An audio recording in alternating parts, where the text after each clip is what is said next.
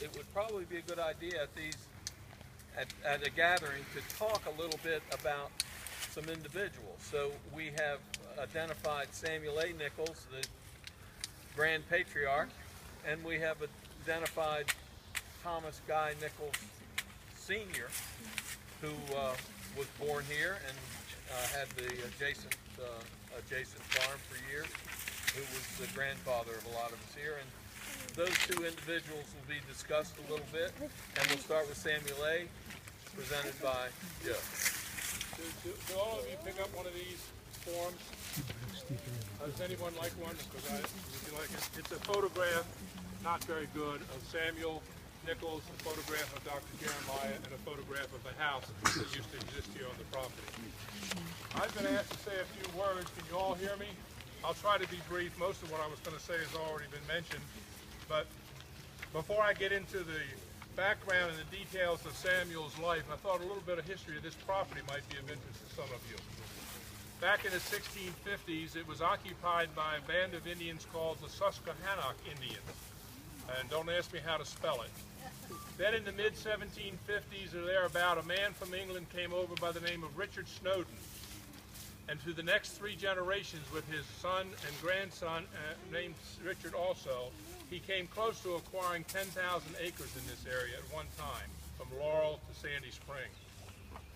2 other names was was it William? Let's see. Charles Hamilton and Christian Gist. And they owned a lot of property in this area at one time. Well, it brings us to 1795. I'm sorry for my back, colleagues. It brings us to about 1795 when Charles Grist had a grain mill up here on the river that he sold to George and Priscilla Hardy. Now, George and Priscilla Hardy were the parents of Susanna Nichols. And they bought the property in 1795, but what happened with poor George? He only lived another 10 years or so, and he died at the age of 50. Priscilla held on to the grain mill and the 500 acres that they had purchased for another few years, but she then sold the mill and 30 acres to her daughter and son-in-law, James Walters. James and, anyway, sold it to their daughter, James Walters, who continued to operate the mill for a while. And then a few years later, she took the remaining 400 and some acres and chopped it up and sold it to her children. And here came Samuel Nichols and Susanna Hardy Nichols, who purchased 101 acres of this land. Even to this day, and I'll mention more about it in a minute, there is still a piece of this property owned by a descendant in the Nichols family here today. But first, let's talk about Samuel. He was one of 5 children born to Robert and Sarah Nichols in Annapolis. On what day? Megan, where are you? Right here. February the 22nd, 1787, was when 1787, when he was born in Annapolis. He had a difficult life growing up. The Revolutionary War had ended 4 years earlier, and the nation was going through a major transition, especially commerce in Annapolis. When Samuel was 2 years old, his father was put in debtor's prison. Eventually they got out, but Robert and Sarah never owned any home or property.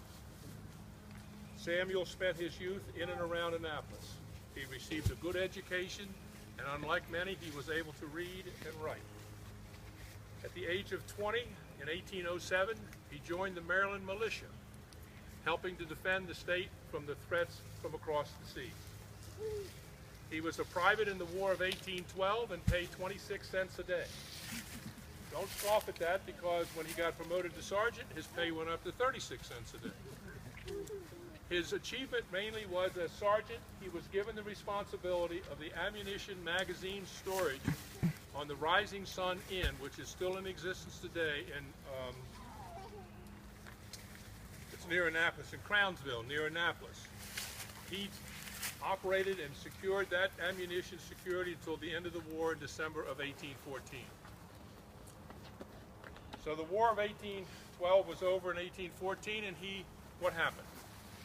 In September of 1815, Samuel married Susanna Hardy. Samuel was 28 years old, and Susanna was 18. For the first 10 years of their marriage, they lived near Crownsville and had 4 children. We do not know how they first met, but my feeling is that Susanna was introduced to Samuel by her older brother, Nicholas Hardy, because Nicholas and Samuel served together in the War of 1812, as shown by the military company that they served in. 10 years after they were married, in 1825, they purchased 101 acres of where we're standing on here today. Samuel and Susanna were married for 48 years, had 10 children, and 33 grandchildren. When they moved here, this property contained cherry trees, black walnut, and even an apple tree. The house was located directly behind me, and it's no longer there, but it was directly behind me. It had a porch, and under one room of the house was a dirt straw cellar that they stored turnips and potatoes in. In 1848, just before the Civil War, the house was renovated. And then during the Civil War, an addition was added onto it. If you'll look at the photograph that I handed out, you'll see the addition added. And that was put there for Dr. Jeremiah to use as his medical office. Besides the house, between the house and where we're sitting and standing today, there was a meat house, slave quarters, and of course the all-important outhouse, right? Well, eventually the farm and whatever they did to produce an income, they continued and they prospered. Then Samuel got involved in the community of Clarksville and its growing establishment as we know it today. In 1831, at the age of 44, he was appointed Justice of the Peace. Many of you know that that requires his signature on legal deeds and making sure contracts are valid. In 1834, in addition, then he was appointed Commissioner of Primary Schools.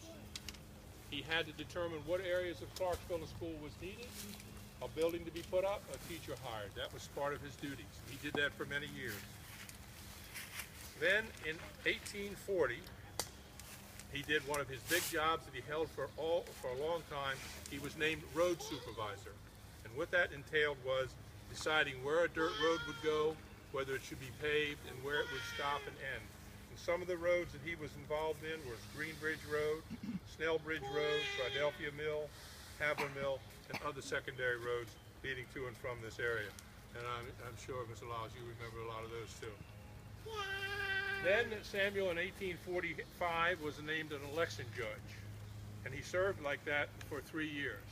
But his crowning achievement was in 1850 when the citizens of Howard County, Clarksville District, voted him in office as the commissioner for Howard County representing Clarksville.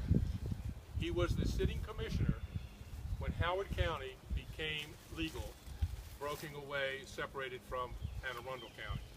He only served 1 year. He was a member of the Whig Party, the old Republicans, and I don't think he ran for re-election. I was never able to find out. The newspapers, a lot of them are missing. But by the time the Civil War was over, there was only 1 or 2 children left at the house. For example, in 1853, George got married. These are his sons, Samuel and Susanna's sons. George got married and left. Charles in 1854. Robert got married in 1859 and left. Their other adult son, who was 43 years old, died in 1859. So at the beginning of the war, there was 4 sons left. Five sons left at home at the beginning of the Civil War.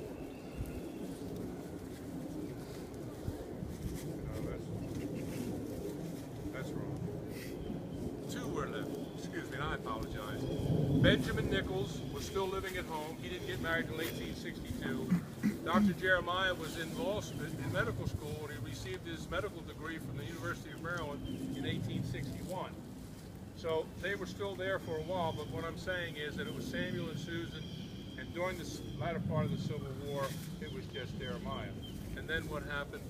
In 1864, Susanna died, and she was buried here with the children.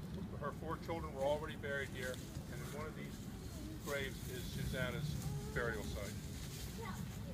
Then 2 years after that, in 1866, Samuel himself died at the age of 79. And Samuel is buried here too. And all that would be